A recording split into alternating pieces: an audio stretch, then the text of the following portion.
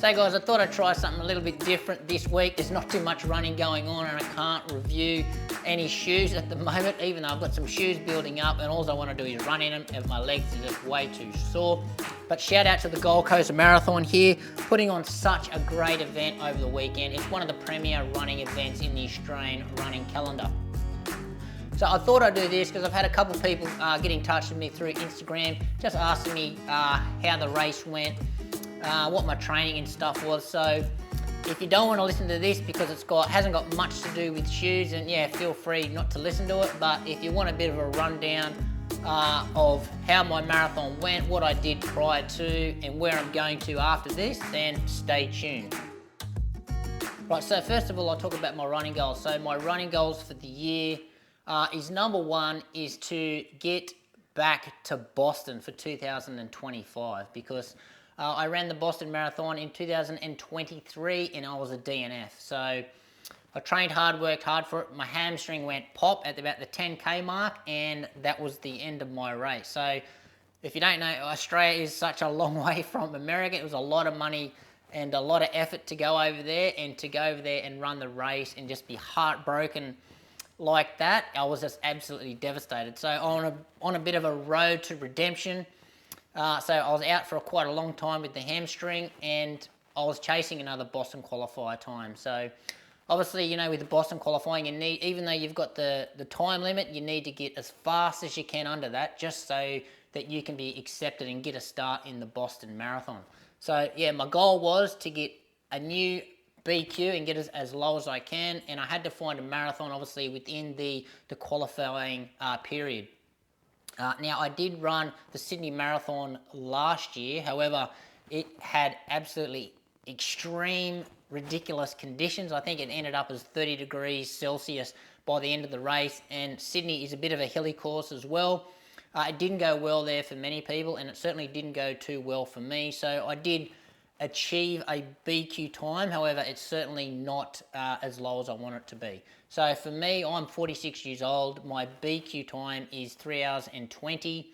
I think I got 3 hours and 12 minutes for the Sydney Marathon, but I knew deep down that that wasn't probably going to be enough.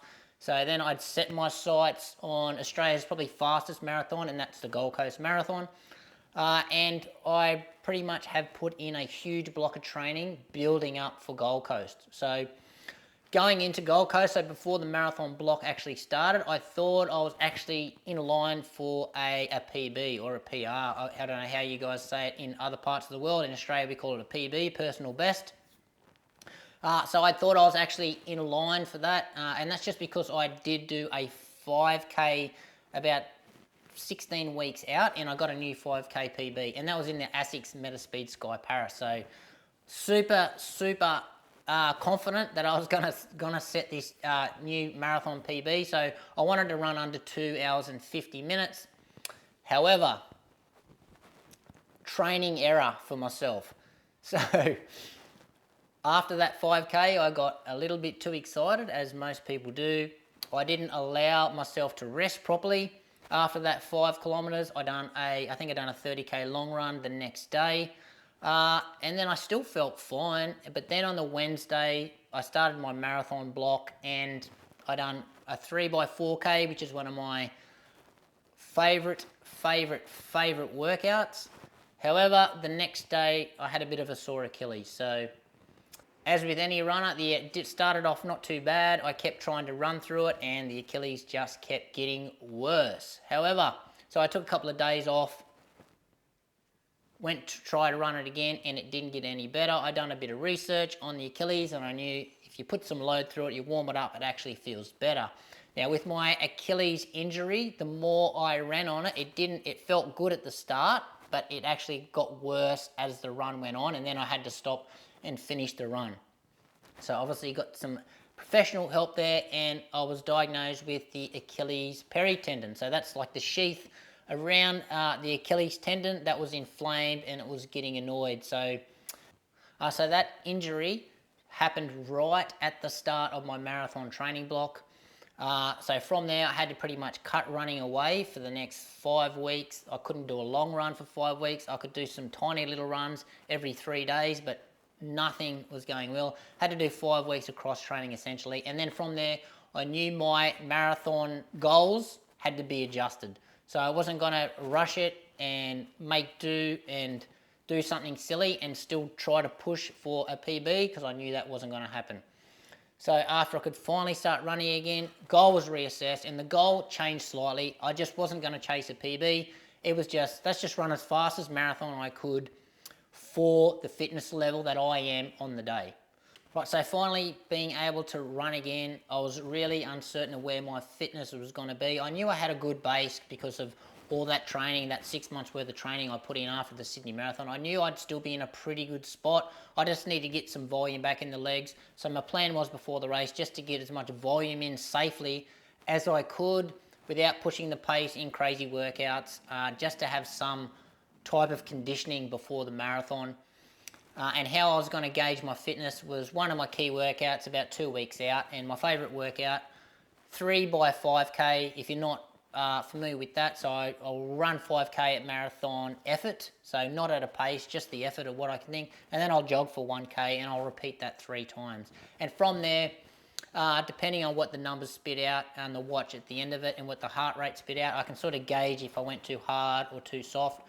But after that, I got a bit of confidence because it sort of gave me a range of anywhere between 4:10 per kilometre or between 4:15 per kilometre.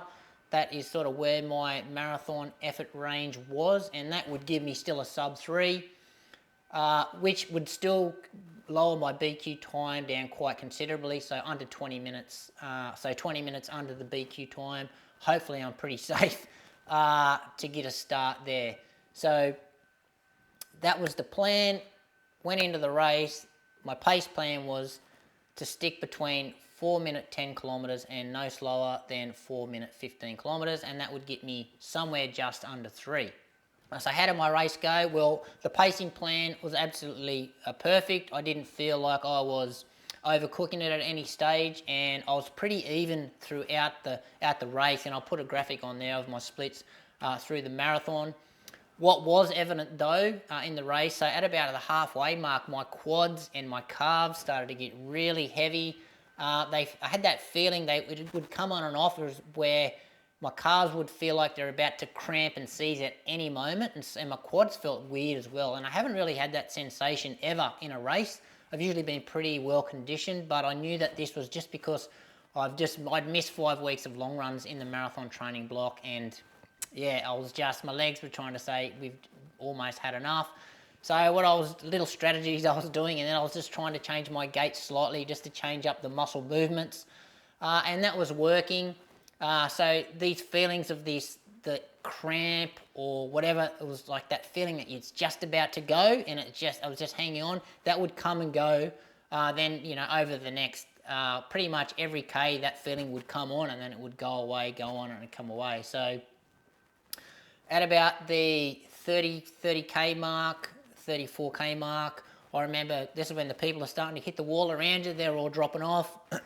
Cardio, I feel absolutely fine, perfect, but the legs then started to go, hey, we are really just about to pop. We are about to give up on you.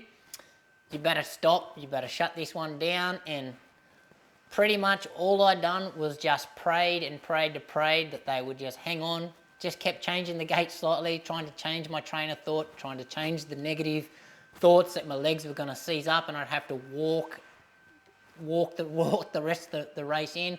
However, so fortunate that didn't happen, and I definitely crossed over the finish line.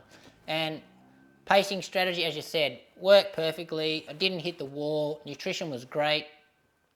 And I come in perfectly timed, 2 hours 59 seconds and 2 hours 59 minutes and a couple seconds over. So again, yeah, that's got me 20 minutes under my BQ time, and that is what I'm aiming for next year. So I'll put that time in and we'll see how we go. So from here, I'm giving myself a week off, so no running and unfortunately no testing shoes, but I've got heaps of shoes piling up here. Can't wait to actually test the I've got the Super Blast ready to go, so can't wait to run in that one. Got the Magic Speed.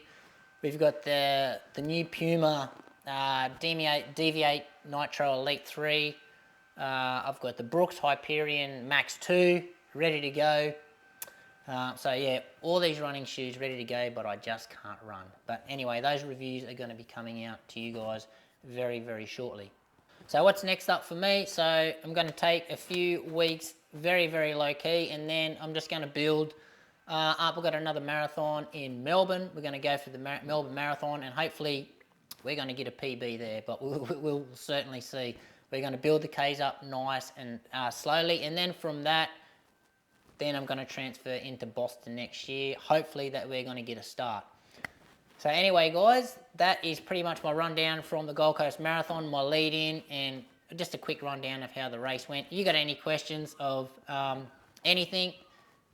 Nutrition, what I use for nutrition, did I do weight training? If you want to know anything about that, or if you're planning to run the Boston Marathon next year as well, let me know. If you're going to run Melbourne, if you're going to run Boston, let me know. It'd be good to see some people over there if I actually get over there and say g'day.